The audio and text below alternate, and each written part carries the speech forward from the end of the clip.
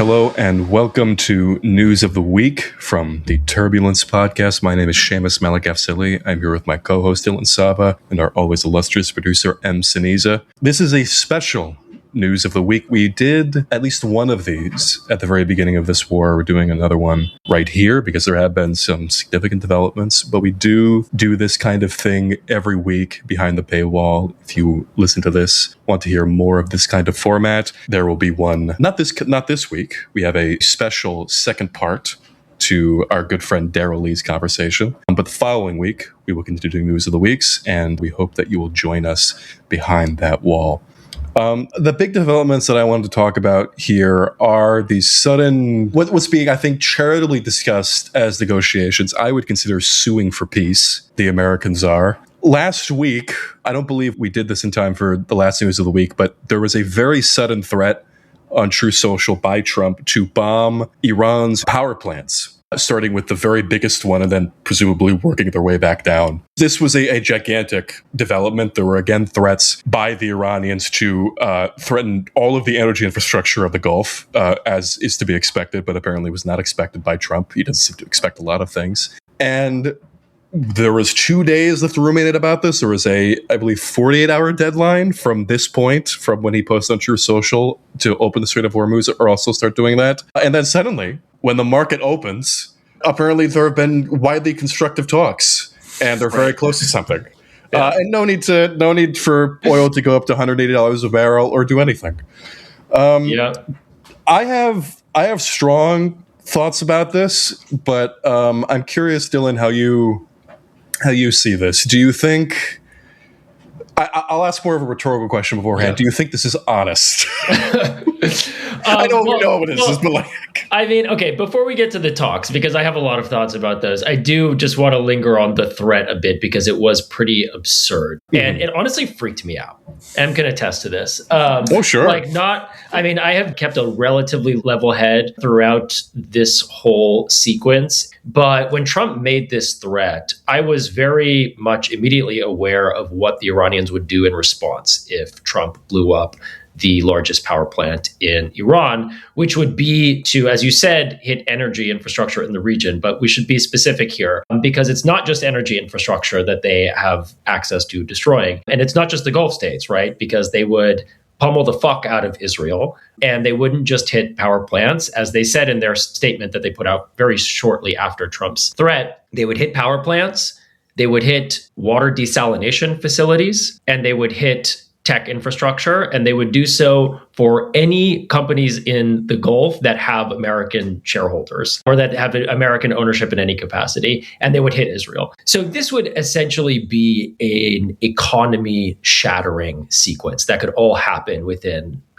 a number of hours. Because, Iran, I think it's something like 2% of its water comes through desalination. That number is like tenfold in the Gulf, basically meaning that if Iran were to take out desalination facilities in the Gulf states, it would render them effectively uninhabitable in anything beyond the short term. So would obviously it would be the thing that precipitates the collapse of the global economy, basically in short order. So when he put that tweet out and Iran responded in a very predictable way, I was like, oh, fuck, it's happening. It's over. He was pacing, hands clasped behind his back. Yeah. I was like Al Jazeera dad. But I will say just to add on to that, Iran's electric grid, although I'm not going to talk about as if hitting power plants would not be a huge damage to the Iranian state, it has a much more developed electric grid and gas grid than the other Gulf states, which have much clearer points of failure for Gulf Arab states and their energy infrastructure than in Iran, singular points of failure. So that power, desalination plants, gas, tech, all these things, all sectors of how the Gulf states function in the current economy, yes, they'd be annihilated, essentially. And we also don't have the luxury of saying, well, it's all just threats. It's all just propagandizing. Exactly. They've been doing it. They have been following through. You have to be insane to think the Iranians are bluffing at this point. They have proven that in this war, when they say they're going to do something, they do it. So you know that they're not bluffing. And yes, in the Gulf and also in Israel. Israel is a very small country. It's very well funded. They've got their Air Force or whatever, but it's very small. So with a very small number of strikes, you can do a tremendous amount of economic damage. So I was like, okay, either there's something we don't know about Iranians' capacity to respond, which I don't think is the case, or Trump is bluffing, or we are about to enter into a global depression. And so, yes, then when the markets opened on Monday, lo and behold, Trump immediately backs down. So, proving that Iran still maintains escalation dominance in this conflict. US makes a threat, Iran responds with a bigger threat, the US backs down. That is quintessential escalation dominance. Iran does have the capacity to deter that kind of action. So lo and behold, Trump backs down, and he backs down in a very particular way, which is by clearly letting all of his insiders know that it was going to happen, because you had a bunch of people immediately coming in and shorting the market, the oil market, and making like a shit ton of money, all in like trades 15 minutes before this announcement comes out. So just like more scandalous insider trading. But also he goes, we've got these talks, and, I'm magnanimously going to extend this deadline 5 days, very conveniently until the markets close again on Friday. Also very conveniently when the first set of Marines are set to arrive. It's so utterly transparent. Like, okay, I got to be on CGTN America the other day. Very cool. For any of you fans of Chinese television. And the anchor straight up asked me, like, what is Trump doing? Why is Trump doing this? And she said, Iran is saying that he's manipulating the market. And I was like, yeah, that's about right. It's like I don't know how else you could say it. Like, he doesn't know. When he was saying, in addition to like these talks he was talking about, he also said that the Strait of Hormuz could be jointly controlled. And then when somebody followed up on that, he had absolutely no details to give him. Just like, that could be me, could be Ayatollah. We could hold it together. And he also didn't know who the Ayatollah was. He has no idea who is actually leading the country, which I think this is one of the weirder things. Not maybe weird, but just like they're still at this. In that they are trying to find a Delcy Rodriguez type within the Iranian government. But this is not a government that is as, I think, structurally weak as the Venezuelan government, but also does not feature politicians of that variety. So they seem to just be zeroing in on connections to the IRGC and political power. And at this point, that person is Mohammad Bagher Ghalibaf, who is the Speaker of the Parliament. But this man is not pro-US. He is not pro-diplomacy, really. The things he has been tweeting. Yes. Like before all this talk started, he was tweeting, in addition to military bases, those financial institutions that fund the U.S. military budget are considered legitimate targets. U.S. Treasury bonds are tainted with the blood of Iranians. We are monitoring your investment portfolios. And then when the talk started about him being the point guy, he tweets, Iranian people demand complete and remorseful punishment of the aggressors. No negotiations have been held, and fake news is used to manipulate the financial and oil markets and escape the quagmire in which the US and Israel are trapped.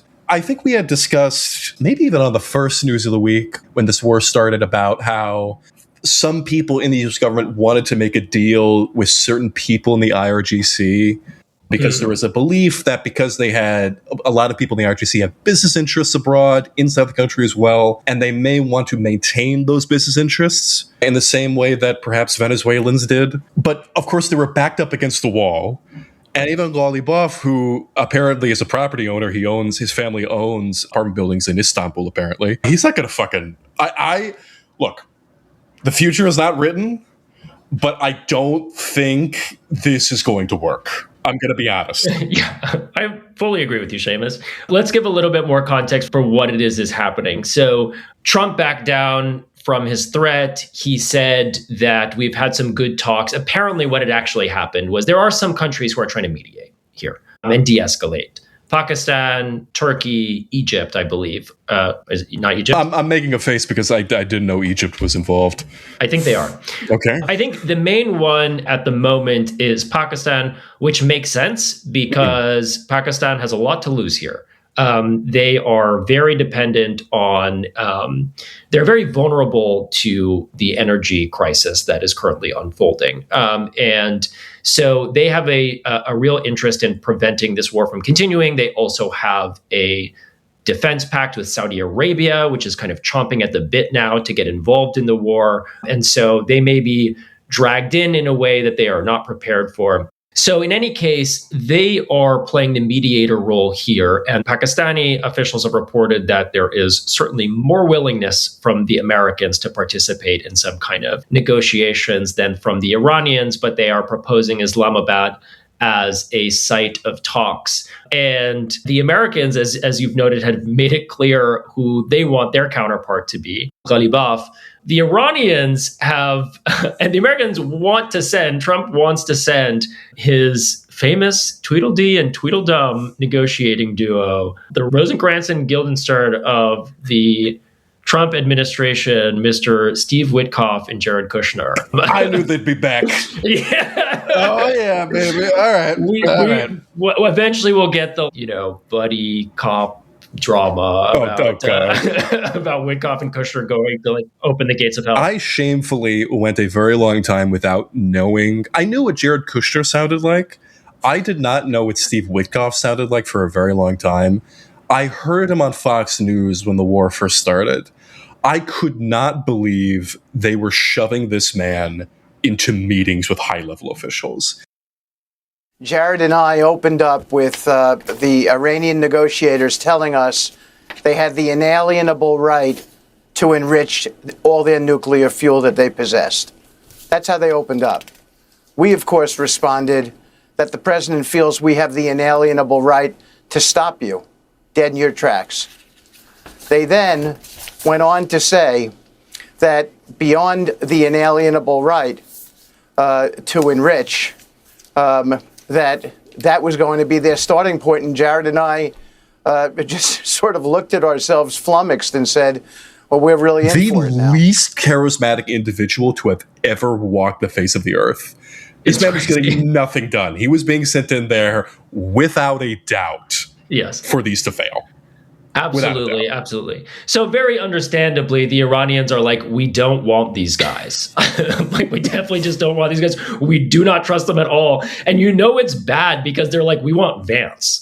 they're like, we want to work opposite side JD Vance to have any kind of conversations. But in any case, no, I think that these are totally bullshit, basically, in the way that the previous rounds of negotiations were bullshit. I think that what is happening is they have realized that the initial phase of this war did not work. Their air power decapitation plan, no matter how many times Trump and Hegseth get out here, and they're doing this 6 times a day now and saying, we destroyed the Iranian army, we destroyed the Iranian navy, we destroyed the Iranian air force, all this stuff. No matter how many times they say that, at the end of the day, their overwhelming air power strategy did not bear any fruit. That's the thing. They say this all the time. They give the numbers and statistics of how many ships they sunk, how many planes they blew up. But I'm sorry, the Strait of Hormuz is still closed. Exactly. They're still bombing Israel. The fighter jets they had from the 80s were never going to be a factor. Right. That's not what they were investing all of their power in. It's damaged, but it's not in the way that they need it to be. It's not affecting much.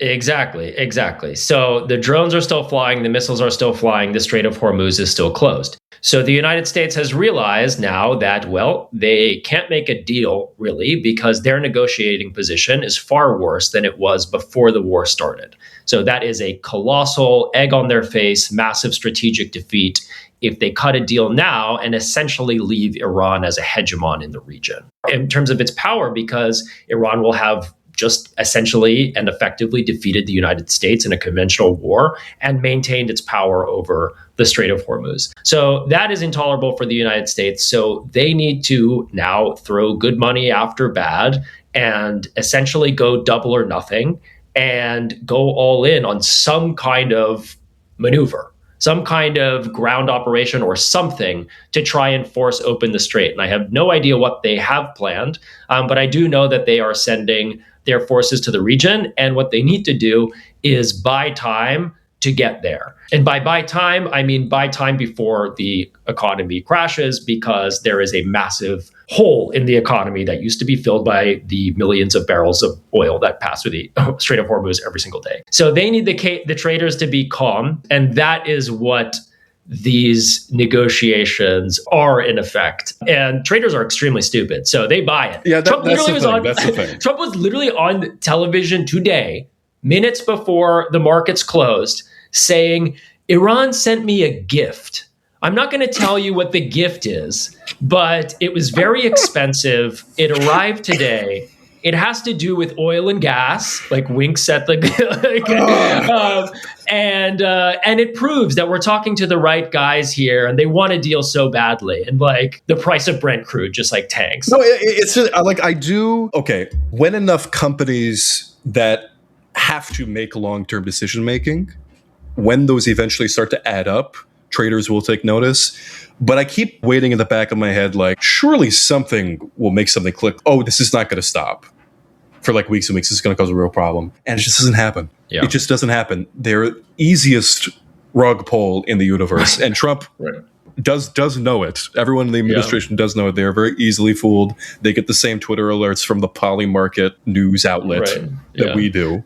And it's also a lot of these headlines too are being laundered through Israel. Yeah. You have Channel 12 being like, well, we got the 15-point plan that the Americans are proposing. And, the top of the headline is that they want it to be negotiated during a 1-month ceasefire, right? Also, it's a bunch of terms the Iranians are never going to agree to because they have no reason to. And also just putting the headline 1-month ceasefire, no discussion of whether the Strait of Hormuz would be open for passage or not during this 1 month. No discussion of whether this is actually being entertained by the Iranians at all, but it's very strategically released to keep the markets calm. But yeah, meanwhile, right, that's what's happening in the kind of like bullshit media world, the market manipulation. But meanwhile, the war continues. Iranian missile and drone strikes are continuing on U.S. targets in the Gulf, and they have very much continued on Israel. And there's been some indication that the Israeli air defenses are becoming less effective, either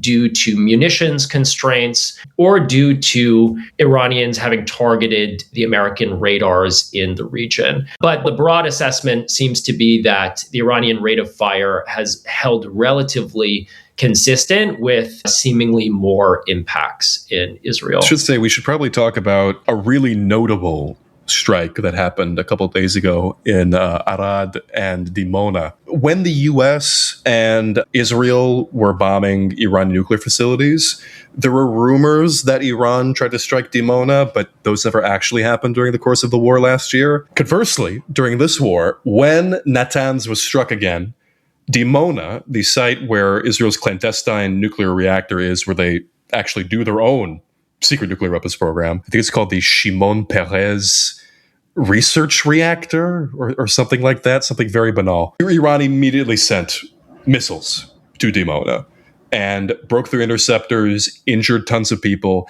And in Arad, more than 100 people were injured in a singular missile strike that appeared to have leveled like a pretty considerable part of the neighborhood. A singular missile. It was like 8 buildings went down or something. 8 buildings went down. I mean, the streets were a total mess. I think 1,000 Israelis were displaced by that one missile. More than 1,000. Yeah. And this is not I remember the Iranians said that they were going to start only firing missiles with like a ton warhead. That didn't happen. But this one thing was a half-ton warhead. Yeah. Singular missile for a half-ton warhead, which is not even the largest missile that Iran has in its arsenal, did all of that to a town in the Negev desert. The longer that Israel has this bottleneck in interceptors, the more this is going to happen. We already saw this morning on the day of this recording, strikes in Tel Aviv, which caused damage inside of the city in broad daylight again. Iran can keep up this very consistent, relatively low barrage of missiles, but it's causing even more damage than what was happening in most days during the 12-day war. The strategy has paid off for them really significantly, I think. Yeah, absolutely. I mean, they are absolutely doing more with less in terms of the number of missiles they're firing. But yeah, so as you know, but as you said, they're using larger missiles. They've been using a lot of cluster munitions, which really are a drain on the interceptors, and the newer models of their missiles, which have some ability to evade interceptors as well. And then there's the drones. They seem to have like an infinite number of drones. I say that because they are still shipping them to Russia, apparently. And there is apparently a supply route that is running through the Caspian Sea in which Russia and Iran are trading drones, oil, and wheat that Israel has targeted recently. From the US's side, their bases in the region remain mostly empty. And so what that means is they are running sorties. They are still bombing Iran, but they are launching their planes and missiles and drones from their bases in Europe, largely, the UK, Greece, Portugal, Italy, which means that these bombing runs are extremely costly, that they can do fewer of them than if they were launching from their bases in the Gulf. And they're also very costly in terms of oil. And as we know, the price of oil is going up, which is making the war more expensive to prosecute for the United States, more expensive to prosecute for Israel. And interestingly, Iran actually seems to be profiting from this situation. And this was not necessarily fully anticipated, but they remain in control of the Strait of Hormuz, as we've mentioned. But that means something very specific because the Iranians have been very explicit in their public-facing communications around this, that they insist that the Strait of Hormuz is actually not officially closed. And their foreign ministry put out a statement, an official communique today explaining the rules in the strait. And the rules are essentially as follows. Non-hostile ships are allowed to pass through. And by non-hostile, that means ships with no association to the United States or Israel or anyone else who is facilitating the US and Israeli attacks on Iran. And so what they're saying is if you coordinate with appropriate Iranian officials, then you may go through. Now, what this means in practice is that ships, if they are approved by the Iranians, can pass narrowly through Iranian territorial waters, get their documentation checked, pay a fine or pay a toll of some kind, which is reported to be about $2 million, and be on their way. So Iran has been able to also still send its oil exports out through the strait. So it continues to export its oil largely to China, but it is also allowing other ships that have been stuck in the Gulf to exit so long as they pay their $2 million exit tax, effectively, prove that they are not going to send their oil on to the United States or Israel or anyone supplying the war effort. And this is reported in CNN. This is rumored. We could say rumored, essentially, because this was an on-background Iranian official said to CNN that Iranians are asking that the payment be made in Chinese yuan currency. And this is really, I think, a fascinating development here, because what it's demonstrating is that not only is Iran trying to make some profit during this war of being able to continue exporting their oil and also collecting on a tax, but they are actually trying, if this is true, they are trying to put pressure on undermining the petrodollar system entirely. And the petrodollar system, which I think we'll actually get into in a episode that we're going to record and will be out next week, is really the fundamental pillar of dollar hegemony. The dollar is the reserve currency of the world. The fact that oil contracts are denominated in dollars, and the fact that oil contracts are denominated in dollars underwrites the entire system whereby the Gulf states have made a ton of money in dollars that then gets reinvested in the United States and underwrites that security arrangement. So all that's to say that Iran has taken a very sophisticated approach to managing the Strait of Hormuz in this crisis and is putting pressure on the United States in multiple different directions through it. And it's really already borne fruit because, as we saw last week, one of the things that the United States has done in order to calm oil markets is to nominally remove sanctions on Iranian oil that's out on the water, basically like allowing it to continue to be delivered. So what's happening now is A, the price of oil is going up. B, Iran is getting some of its oil unsanctioned. And C, it's able to sell that at now basically a premium. So what that means is that before the war, because Iranian oil was sanctioned, it was trading at less than market value. Now, because it's some of the only oil that's getting out, and because the US has conditionally removed some of these sanctions, it's trading at a premium. So they're getting more per barrel than what the stated price is.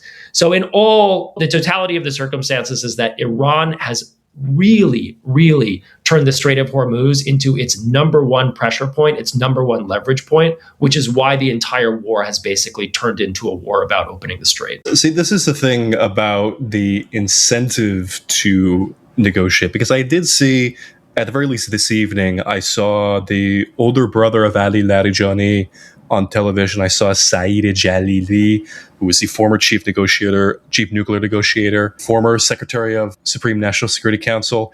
They're making these sorts of statements in which they're like, oh, Iran showed an immense amount of power over these past 25 or so days, with the implication hanging in the air that, like, okay, if there was peace brought about very soon, that would be something in Iran's favor, that the conflict would be brought into Iran in victory. But for all of the immense death and destruction that has been visited upon the country, I mean, just talking about state infrastructure alone, the strikes against the police, the army, the IRGC, the Basij, the implements of power, to say nothing of hospitals, schools, all these different things, it still has little incentive to negotiate. Yeah. It still holds so many cards, and the attempt by let's be clear here, and I'll explain in a moment. This attempt by the Mossad to instigate a rebellion in order to create another front internally completely failed. There was something on Israel's public broadcaster just yesterday where they were discussing in this very lamentable tone that the Mossad had not been able to implement all the plans it had had for during this war, and that the plan to destabilize the government would have to take place months, if not up to a year after the war ceases, because the current conditions are not conducive to that, and that their priority after the war would be to reignite the protests that were happening in January, which we discussed on here. I was not shocked totally by it, because during the 12-day war, the same sort of rallying around the flag happened. But something that I've been very shocked by is just how many videos I see of people who were active not only during the protests some years ago, but during the protests in January. Like the same people the Mossad was trying to take advantage of, going to these protests against America and Israel and saying, I protest the government, I hate the Islamic Republic, but this is the homeland. This is an existential war. This cannot be a point of division. No, they have no incentive. They have very little incentive. Again, as I said before, future isn't written, but what precisely is going to happen within the next couple of days in which these two planes of existence are going to be able to come together, in which America is demanding full capitulation and Iran is demanding guarantees of there being not another war 6 months from now. Yeah. Well, how is J.D. Vance going to solve that? Right. Let's be clear here. Like, J.D. Vance is maybe there was talk of, he wanted the war done differently. He wanted to be quick and clean, but he's not going to be malleable on this. The kinds of negotiators that Obama sent forth during the Iran deal, people who are serious about this, are completely not existent within the Trump administration. Yeah. The only logical way they could maybe save face about this would be like the Houthi way. Right. When that conflict came to a close, where the United States proposes something, the Houthi negotiators say, actually, we want this. And then the Americans say, okay. Yeah. Any 15-point plan, I don't think it's going to work. Yeah. I'm no prophet, but we're not in that place now. Totally. No, you're totally right. It's in addition to the guys being totally inadequate, just the objective conditions are such that I don't think there is a possible deal. And it's because of how this war has gone. It's because Iran is winning strategically. I think we can say that now. The developments over the past week to 10 days or so have proven that Iran just has the upper hand here strategically. And what that means is that, there's just no motivation for them to make the kinds of concessions that the United States would need politically to sell this as a victory, both domestically and also to rein in Israel. And it's always the third party here when you're talking about making a deal with the United States in the region, right? Because of the cards Iran holds, they are in a position to make more maximalist demands. And most critically, that means holding the solidarity front with Hezbollah and holding on to their demand that Israel fully withdraw from the south of Lebanon. And Israel is digging in on doing exactly the opposite of that. And we've seen thus far, both in the Biden administration and certainly in the Trump administration,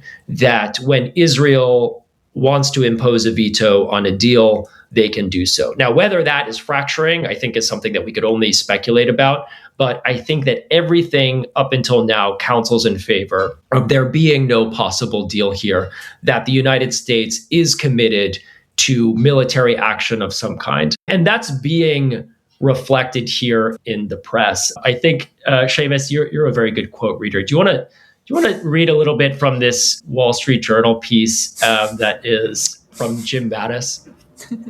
Is it from Jim? I think you mean Seth Cropsey.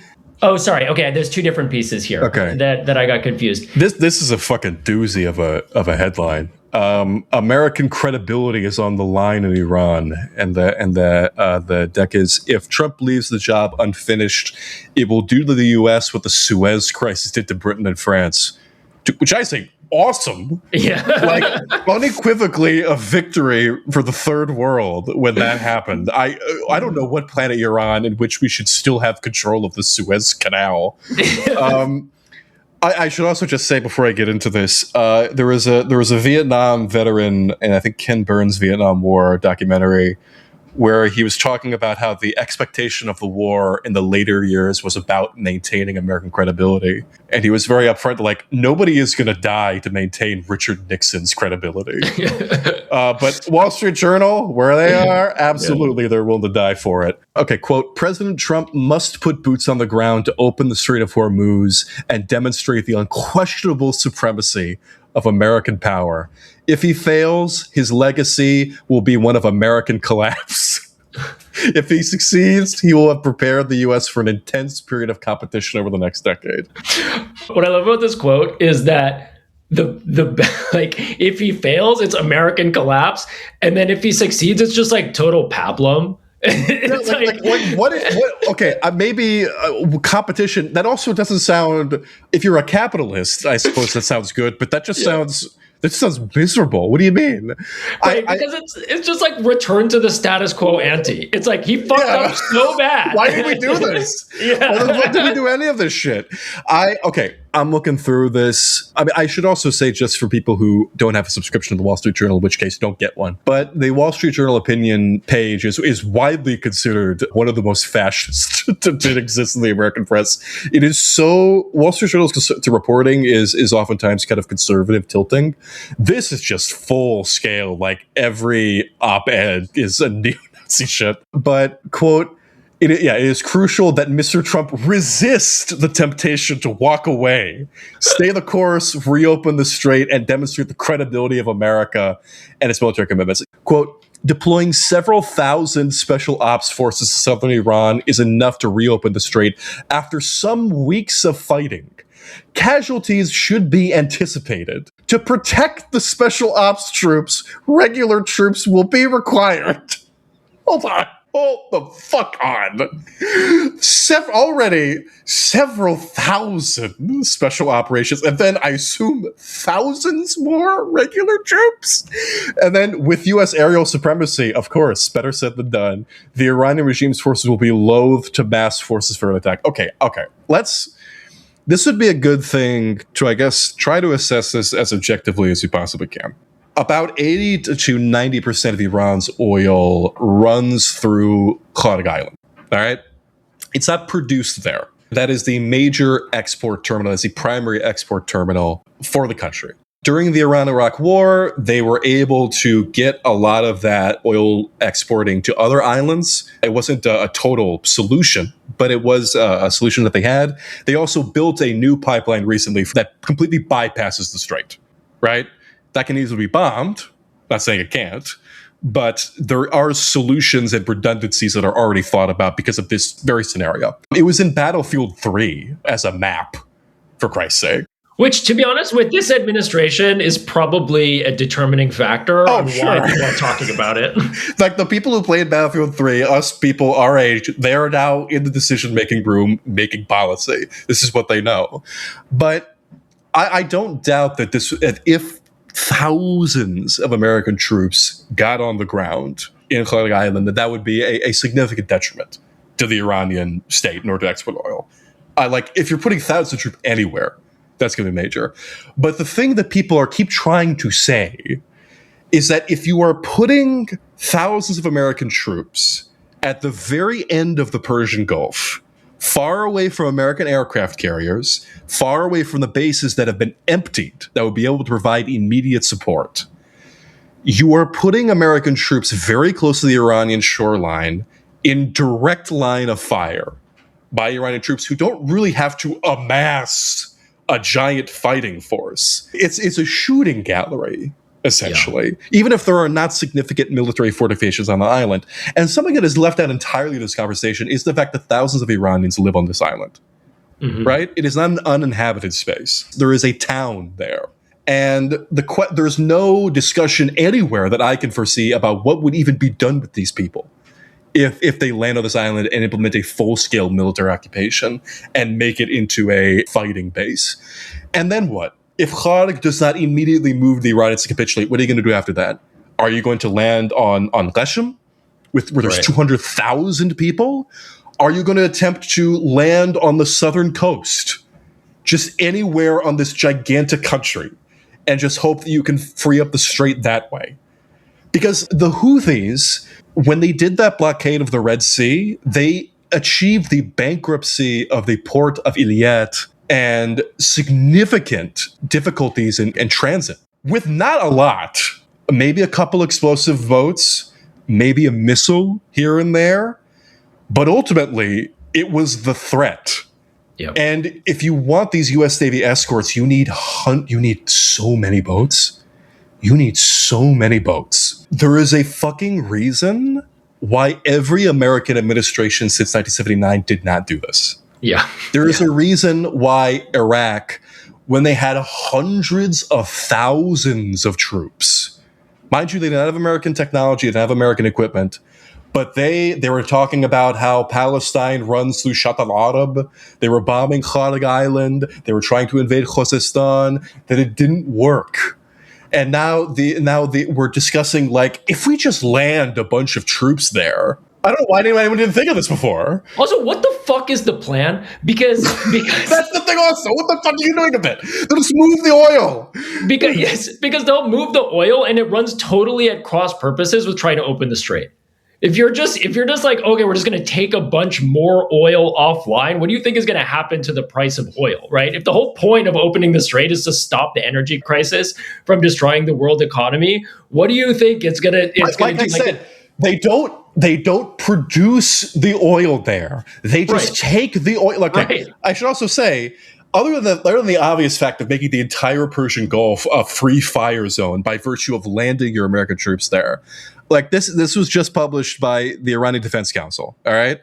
Any attempt by the enemy to encroach upon Iranian coasts or islands will naturally, according to common military procedure, cause all access points and communication lines in the Persian Gulf and the coast to be mined with various types of naval mines, including floating mines releasable from the coasts. In which case, practically the entire Persian Gulf for long periods will find a status similar to the Strait of Hormuz, and this time alongside the strait, the entire Persian Gulf will in practice be blocked, and the responsibility for it will be on the threatener. These are not difficult things to do. Yeah. Right? Yeah. And they will do it. I want to reemphasize this because I grew up on, seeing Iranian TV, the bluster about like we can destroy Israel in 12 minutes if we wanted to. We could do this, we could do that. We're in the thing now. You cannot seriously be saying, I don't think they'll do it. I don't think they'll do it. They've been doing it What are you basing this on? You have been forced to unsanction Iranian oil because of how much they have fucked up, which by your own assessment, they have no air force, they have no navy, and yet they're still doing all of this. You think they can't just force some mines out there? You don't think that's going to cause a fucking insane shit to happen? I don't know, man. No, I mean, I think that these like proposed ops where they just take Hog Island and then somehow the war is just immediately over is totally cope. It's totally ridiculous. I mean, I think it is also just things that are being pitched to Trump to get him further in. Further in for a penny, in for a pound. I mean, he's clearly so manipulatable, right? We're talking about how no American president has done this. That was probably just how they sold Trump. That's probably how Netanyahu got Trump to, and Murdoch got Trump to do this. Yeah. Was he just being the like, last guy who talked to him. And was just like, no American president has ever been able to do it. No one's done it. I'd be the first one. You'd be the one to do what no one could do before. And he's just like, all right, fuck it, let's do it. No one's ever tried to land on the sun. But I sent a guy there. I sent so many guys there. Yeah. No, but I do think that the dark prospect of this is that, it starts as some proposed mission where, they send 1,000 of the 82nd Airborne in to do God knows what. But what they end up realizing is that actually what they need to do is occupy the entire Iranian coast if they want to open the Strait of Hormuz by force. And we end up with some kind of multi-month, multi-year long military, quote unquote, forever war. I think it's worth remembering that the invasion of Afghanistan in the fall of 2001 also started with only a couple thousand troops, and they had ambitions about how quickly they were going to go in and grab bin Laden and wrap the whole thing up. And, that ended up being a 20-year war. So, yeah, I mean, I certainly hope things end sooner than that. It is really, again, given the balance of power in the moment with the war, I have a hard time seeing it wrapping up because Iran, again, is in a position to extract some major concessions. So I do, unfortunately, see this continuing in unpredictable but surely horrific ways. Okay, we need some levity. We've been laughing, we've been guffawing, we've been talking about very difficult things. However much I would like to see America humiliated is going to be extremely difficult. Do we have any good news about the Gerald Ford? We can tell our listeners. Seamus, I'm so glad you asked. Oh, thank God. because we do. We have been checking in regularly with our good friend Gerald, which is the US's aircraft carrier that was in the region and suffered a series of unfortunate incidents. The first one was a mass plumbing catastrophe of sorts, in which there was severe sewage issues on the ship that required repairs. And then once that got sorted, there was allegedly a laundry fire that someone didn't clean out the lint trap and it burned down 600 beds on the ship. And so we already talked about that. I'm still 600 beds. It's so crazy. Yes, up in flames. God. And so then they had to take it back to the ship doctor. And the latest assessment is that it is out of commission, folks. The Gerald Ford is turning around, going back home, and will be out of commission for at least 14 months and up to 2 years. And it takes. All right, that's how fucking big is that structural damage? How do you even do that? Very little. Sure will. This is what America, once it stopped fighting woke wars, it was able to expedite this process. The Pentagon is basically like, we are not sure, but we basically think it cannot withstand any enemy fire. And so it cannot participate in hostilities. I am now going to just officially retract my speculation that this was from some sabotaging Marines. And I'm like, no, now I'm like, I think Iran maybe hit it with something. No, I think there has never been a more envious Houthi military official. Like Yemeni's, like they've got the finger on the trigger. They want to hit the USS Gerald Ford, and then they hear them, it's like, oh, okay. I guess we're just sitting with our dicks out. All right. Yeah. I'm curious, how long did the USS Cole when that got bombed by Al Qaeda, how long was it out of service? That is oh my God, the USS Cole was out of service for the exact same amount of time after it got bombed by a suicide boat. 14 to 18 months. And I'm not saying anything, but that's a little suspicious. I'm just, oh my God. How? Well, okay. Ugh. Well, we are a very loving podcast, and we are going to be sending a get well soon card to the USS Gerald Ford, and it will be signed by all of our listeners. And we are going to send it to the Pentagon. We're gonna pass it around individually to every single one of you. Yeah. And if you could just leave your name and number, that'd be wonderful. Till next time. All right. Take care.